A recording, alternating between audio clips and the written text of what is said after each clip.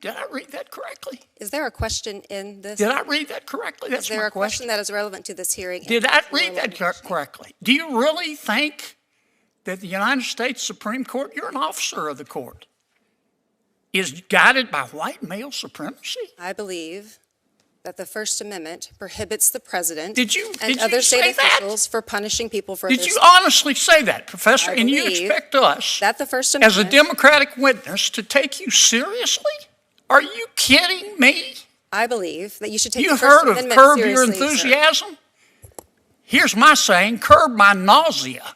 Let me set the scene for you. The room was dead calm, everybody straight-faced, acting like we weren't about to watch the intellectual version of a full-on WWE SmackDown. Senator John Kennedy sat there looking like your polite Southern grandpa, ready to tuck you in with a bedtime story. The Democrat professor, loaded with attitude, buzzwords, and an ego so big it needed its own damn chair. She was 100% sure she had this in the bag. Spoiler, she absolutely did not. Before we jump into this epic roast disguised as a Senate hearing, do me a favor, hit that subscribe button right now. Trust me, this stuff ages way better than her arguments ever will. Thank you, Mr. Chairman. I apologize for having to miss the testimony of some of you, and I appreciate you coming today.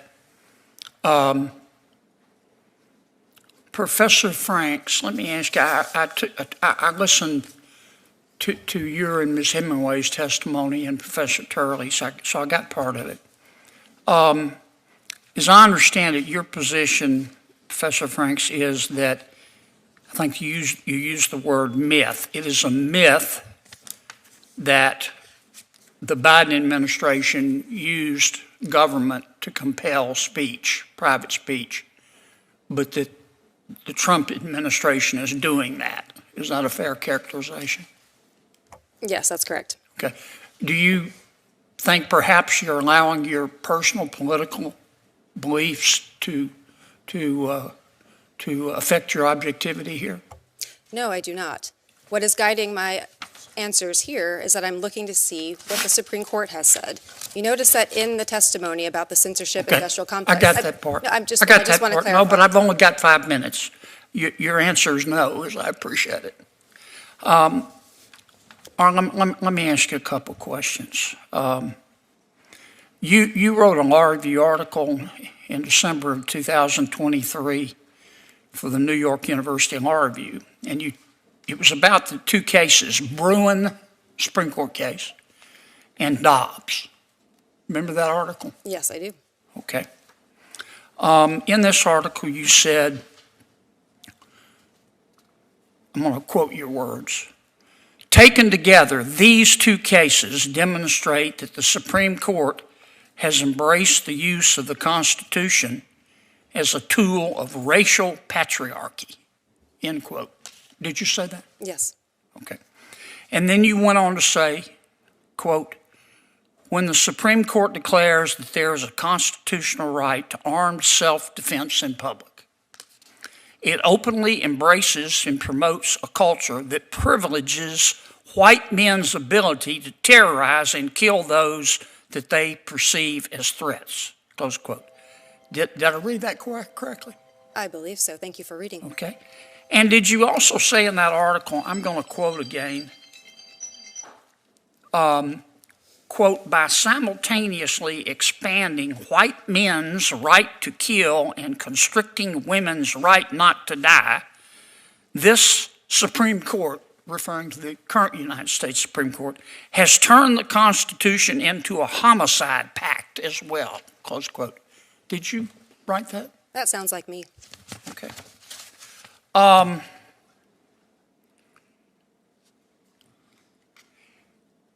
In November of 2024, you tweet, don't you? I'm not sure what the current terminology is for it, but yes, I am sometimes on the social platform that was formerly known as Twitter. Yeah, you're on a lot, aren't you? I'm not sure what the relevance of that is. You're trying to be provocative on there, don't you? Again, I'm not sure what the relevance Well, of this question is. let me show you the relevance. On November 7th, 2024, from your tweet, here's one of your tweets at 2:41 p.m., quote, "The majority of Americans hate women The majority of Americans hate women more than they love anything, including democracy, close quote. Did I read that correctly? I am not sure what this has to do with the subject matter of this Did you hearing. say it? I do not have those words in front of me. I probably said something along those lines, but Yeah, what is you the said it. relevance of Here that it to is, this big as hearing? Dallas, right there. Yes. But your political beliefs don't impact your feelings about President Biden or President Trump. I don't have feelings about either of them. What I have Sounds is to me doctrine. like your favorite feeling is anger. Let me ask you this. You issued another tweet. This was in May of 2022. You've just been tweeting up a storm. You said, quote, "There's a reason why the conservative-dominated Supreme Court thinks the Constitution does not contain a right to an abortion, but is convinced that it contains an individual right to possess firearms. And that reason is white male supremacy." 1.1.1. The professor struts in and proudly declares that the Biden administration never, ever pressured anyone to censor speech. But Trump, oh yeah, he totally did. She said it like she was handing down the 10 Commandments fresh off the mountain. Kennedy just looked at her the same way you'd look at a buddy who seriously tried to microwave a fork. With that classic Southern politeness, he asks if maybe, just maybe, her political views are clouding her judgment a tad. Of course she says no. She says it with the confidence of someone who's never been fact-checked in her life. Then Kennedy pulls out her own law review article, the one she prayed would stay buried deeper than her old MySpace photos. He starts reading her words accusing the Supreme Court of using the Constitution as a tool of racial patriarchy. She nods along like she just dropped the quote of the century. Meanwhile, the room's thinking, girl, you really wrote that and meant it. Kennedy keeps going, calm as ever, like he's reading Goodnight Moon. Except this bedtime story is straight up nightmare fuel. She'd written that the court's defense of self-protection empowers white men to terrorize and kill people. Hell, she even called the Constitution a homicide pact. You could have heard a pin drop. That heavy silence where everybody's pretending not to judge, but judging hard. And she confirms it. Yeah, that sounds like me. Imagine owning that like it's a flex. Just when she thinks it's over, Kennedy whips out the graveyard of bad ideas, Twitter. He reads her tweet claiming most Americans hate women more than they love democracy. He doesn't yell, doesn't gasp, just reads it slow, like a doctor breaking bad news. Another tweet blaming white male supremacy for gun rights. At this point, her takes aren't radical anymore. They're just laughably ridiculous, and Kennedy knows it. Then he drops the line that'll live forever in political Hall of Fame. Curb my nausea. Not mad, not outraged, just straight up nauseated. Absolute gold. She showed up ready to preach ideology. Kennedy showed up with facts, direct quotes, and politeness that hits harder than any scream ever could. He didn't insult her.